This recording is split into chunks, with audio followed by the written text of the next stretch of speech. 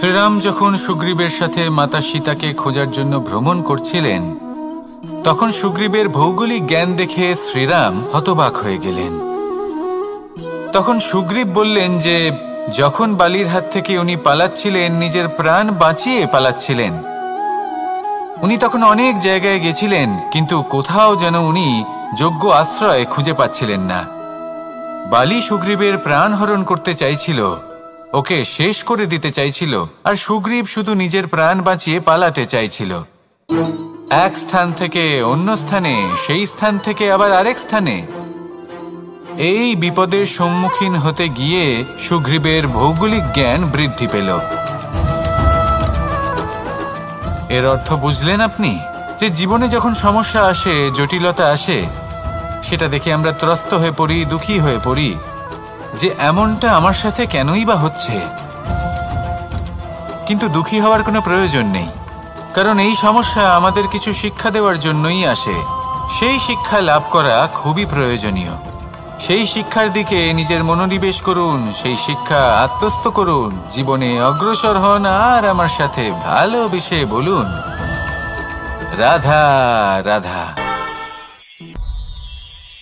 অত্যন্ত শ্রেষ্ঠ একটা কথা আছে, যদি একটা দরজা বন্ধ হয় তাহলে ঈশ্বর নিজে আমাদের জন্য আরেকটা দরজা খুলে দেন।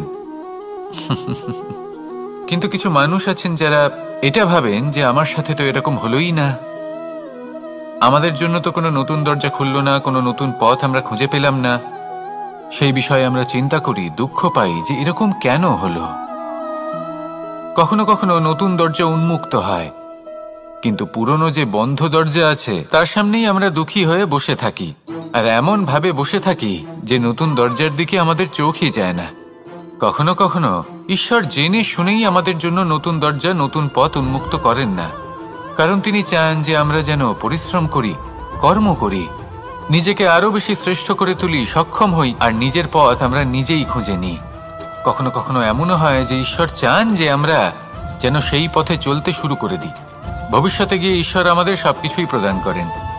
মনে রাখবেন, যে ব্যক্তি নিজের বাড়িতে এসে নিজের দুঃখ নিয়ে বিলাপ করতে থাকেন, সুখ তার দরজায় পৌঁছে গিয়েও বন্ধ দরজা দেখে ফিরে চলে যায়। তাই দুঃখ আমাদের সকলের জীবনে আছে, কিন্তু সেই দুঃখকে আঁকড়ে ধরে বসে থাকবেন না, তাহলে আপনি আসন্ন সুখও ভোগ করতে পারবেন না। আসুন আমার সাথে ভালোবেসে বলুন, রাধা রাধা। জীবনে কখনো আমরা বিজয়ী হই, কখনো আমরা পরাজিত হই, কখনো সুখ আসে, আবার কখনো দুঃখও আসে। আর যখন দুঃখ আসে তখন আমরা আমাদের এই দুঃখ কারোর সাথে ভাগ করতে চাই। আমরা কারোর সাথে নিজের দুঃখ ভাগ করে নিই, আর সেই ব্যক্তি আমাদের দুঃখ নিয়ে উপহাস করে। তখন আমরা আরো দুঃখী হয়ে যাই। আমরা এই সংসারকে দোষ দিতে থাকি, কিন্তু এতে সংসারের কোনো দোষ নেই। ভুল আপনার যে আপনি কোনো কুপাত্রকে নির্বাচন করেছেন দুঃখ ভাগ করার জন্য।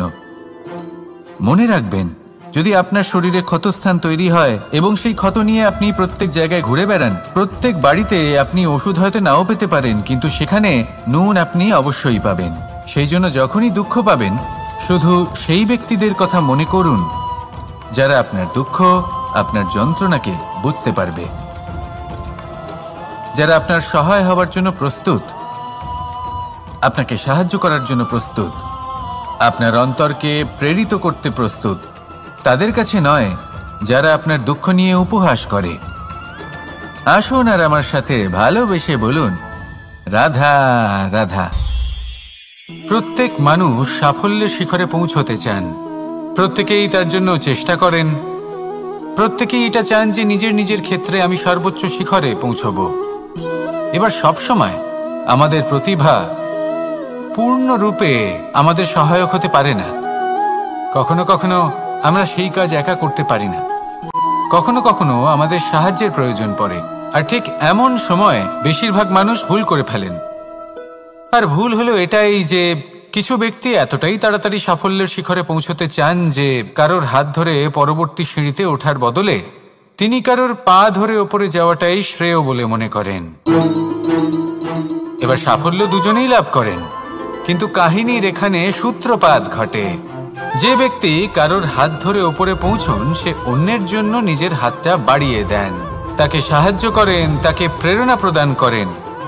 নতুন সম্পর্ক তৈরি হয়, বন্ধুত্বের বৃদ্ধি ঘটে এবং এই শ্রেষ্ঠ সম্পর্কগুলির সাথে উনি শ্রেষ্ঠ জীবন যাপন করেন। অন্যদিকে সেই ব্যক্তি যে কারোর পা ধরে সাফল্য অর্জন করেছিলেন, সেই ব্যক্তি শুধু একজন দাস হয়ে থেকে যান। শুধু তাকে দেওয়া সমস্ত আদেশ পালন করেন তিনি। তার নিজের কোনো ব্যক্তিত্ব গড়ে ওঠে না। সেই জন্য আপনি যখনই সাফল্যের পথে অগ্রসর হচ্ছেন তখন পথ নির্বাচন সঠিকভাবে করুন, কারণ সাফল্যের ঊর্ধ্বেও একটি অন্য জীবন আছে। আসুন আমার সাথে ভালোবেসে বলুন, রাধা রাধা। জীবনের আরম্ভ থেকে জীবনের শেষ পর্যন্ত হলো একটা যাত্রা। আর এই যে যাত্রা, সেই যাত্রা পথের মাঝেও আমরা অনেক নতুন যাত্রা নির্ধারিত করি, অন্য অনেক লক্ষ্য লাভ করি। এবার প্রশ্ন হলো যে লক্ষ্য বেশি গুরুত্বপূর্ণ নাকি যাত্রা? কেউ বলবে লক্ষ্য বেশি গুরুত্বপূর্ণ, কারণ তার জন্যই আমরা এই যাত্রা স্থির করি। কেউ বলবে যাত্রা বেশি গুরুত্বপূর্ণ, কারণ এই যাত্রা পথে চলতে চলতে আমরা অনেকগুলো শিক্ষা লাভ করি, কর্ম করার জন্য অনেক দিশা খুঁজে পাই। এবার লক্ষ্য এবং যাত্রা এই দুই গুরুত্বপূর্ণ, কিন্তু আরো একটা তথ্য আছে অত্যন্ত গুরুত্বপূর্ণ, যেটা বুঝে নেওয়া খুব প্রয়োজনীয়। আর সেটা হলো আপনার জীবন সাথী। সেই সাথী যে জীবনের সব পদক্ষেপে আপনার সাথে চলবে, আপনার সাথে থাকবে। সেই ব্যক্তির মধ্যে যদি করুণা থাকে, ভালোবাসা থাকে, তাহলে সে আপনাকে সাহায্য করবে, আপনার জন্য আপনার লক্ষ্য নির্ধারণ করবে, আপনাকে জীবনে একটা উচ্চ স্তরে নিয়ে যাবে। কিন্তু যদি সেই ব্যক্তি এর বিপরীত হন, তাহলে কোথাও না কোথাও তাকে পেতে পেতে, তার সাথে থাকতে থাকতে আপনি নিজের লক্ষ্য ত্যাগ করে দেবেন।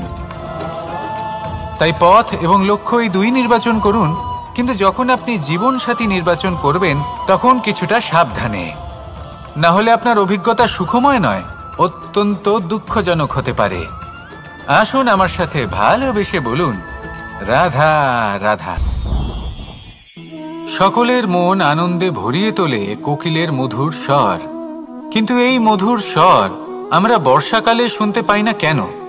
তার কারণ কিন্তু এটা নয় যে বর্ষাকালে কোকিল অসুস্থ থাকে, তা নয়।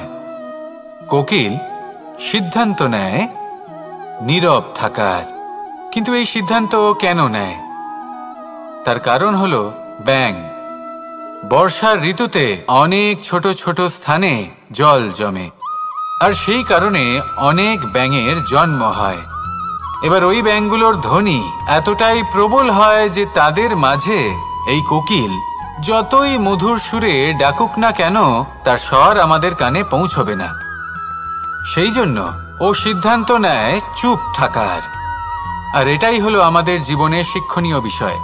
আপনি যদি এমন কোথাও থাকেন যেখানে আপনার আশেপাশে মূর্খ মানুষ আছেন, তাহলে সেখানে চুপ করে থাকাই হলো সবথেকে শ্রেষ্ঠ সিদ্ধান্ত। কারণ ওই মূর্খদের চিৎকারের সামনে কেউ আপনার জ্ঞানের কথা বুঝতেই পারবে না। সেই জন্য সেখানে চুপ করে থাকুন। পরবর্তীতে গিয়ে যেমন এই ব্যাঙের ডাক, এটা শান্ত হবে আর তারপর থেমে যাবে, ঠিক তেমন মূর্খদের সময় একটা নির্দিষ্ট কালের পর গত হয়, আর তারপরে আসে বিবেকবানদের সময়, আপনার সময়। শুধু ধৈর্য ধরুন। আসুন আর আমার সাথে ভালোবেসে বলুন, রাধা রাধা। মস্তিষ্কের মেধা প্রত্যেক মানুষের কাছেই আছে। এর বর্গীকরণ করা সম্ভব তিনটি স্তরে: নিম্ন, মধ্য এবং উচ্চ। এবার সেই ব্যক্তি যার মস্তিষ্ক মেধা নিম্ন স্তরের, তিনি কোন বিষয়ে কথা বলেন, কোন বিষয়ে আলোচনা করেন, কি কি সেই বিষয় যা নিয়ে এনারা ভাবেন? লেনদেন, লাভ ক্ষতি, সম্পর্ক ভাঙা গড়া, জীবনের এই ছোট ছোট বিষয়গুলি। এর ঊর্ধ্বে এনাদের কথা এবং ভাবনা যায়ই না। এবার যে ব্যক্তি এমন হন যার মস্তিষ্ক মেধা মধ্যস্তরের, সেই ব্যক্তি কি করেন, কোন বিষয়ে কথা বলেন? জীবনের ঘটনাগুলির বিষয়ে কথা বলেন। কি হয়েছিল, কিভাবে হয়েছিল, কিভাবে সেটা আরো বেশি শ্রেষ্ঠ করে তোলা সম্ভব। আর সেই ব্যক্তি যাদের মস্তিষ্ক মেধা উচ্চ স্তরে থাকে তারা কি নিয়ে ভাবেন, তারা কি নিয়ে আলোচনা করতে থাকেন? তিনি ভাবেন যে কিভাবে নিজের চিন্তা ভাবনা আরো বেশি শ্রেষ্ঠ করে তোলা সম্ভব। তিনি ভাবেন যে কিভাবে আমরা নিজেদের অপগুণগুলিকে দূর করে দিতে পারি, কারণ সেটা করতে পারলে জীবন আপনা থেকেই শ্রেষ্ঠ হয়ে উঠবে। মস্তিষ্ক মেধা আমাদের সবার কাছে আছে। এবার আমাদের এটা বেছে নিতে হবে যে কোন স্তরটা আমরা আপন করতে চাই। যদি আজকের এই মুহূর্তে আপনি নিম্ন স্তরেও থাকেন তাহলে তা মেনে নিন, চিন্তার কোনো বিষয় নেই। এখনো চাইলে আপনি উচ্চ স্তরে পৌঁছতেই পারেন। সেটাই বেছে নিন, জীবন শ্রেষ্ঠ করে তুলুন আর আমার সাথে ভালোবেসে বলুন রাধা রাধা। এই সংসারের প্রত্যেক মানুষ কোনো না কোনো স্থানে অবশ্যই যান, অনেক অনেক স্থানে তাদের যেতে হয়। এবার এমন কিছু মানুষ আছেন যারা সেই স্থানে হয়তো কখনোই যাননি। উদাহরণ হিসেবে বলবো, কিছু মানুষ আছেন যারা মন্দিরে যান, চিকিৎসালয়ে যান, কিছু মানুষ কারোর কারোর বিবাহ উৎসবে যান, আবার কিছু মানুষ আছেন যারা নাস্তিক হন এবং কখনোই মন্দিরে যান না। কিছু মানুষ অসুস্থ হন না, তাই চিকিৎসালয়ে যেতে হয় না। এমনও কিছু মানুষ থাকেন যারা সামাজিক উৎসব থেকে দূরে থাকাটাই পছন্দ করেন। যে কোনো মানুষ হোক, যা কিছুই তার চয়ন হোক না কেন, প্রত্যেক মানুষকে একটি স্থানে অবশ্যই যেতে হয়। এমন একটি স্থান আছে, সেই স্থানের নাম হলো মৃত্যুদ্বার। এবার এটা আবশ্যক নয় যে ঠিক মৃত্যুর পরেই আপনি মৃত্যুদ্বারে পৌঁছে যাবেন। এমন অনেক মানুষ আছেন যারা মৃত্যুর পূর্বেই মৃত্যুদ্বারে পৌঁছে ফিরে এসেছেন, আর তারা অনুভব করেছেন যে এই সংসারের সময় চক্রের সম্মুখে তাদের অস্তিত্ব কতটা ক্ষীণ।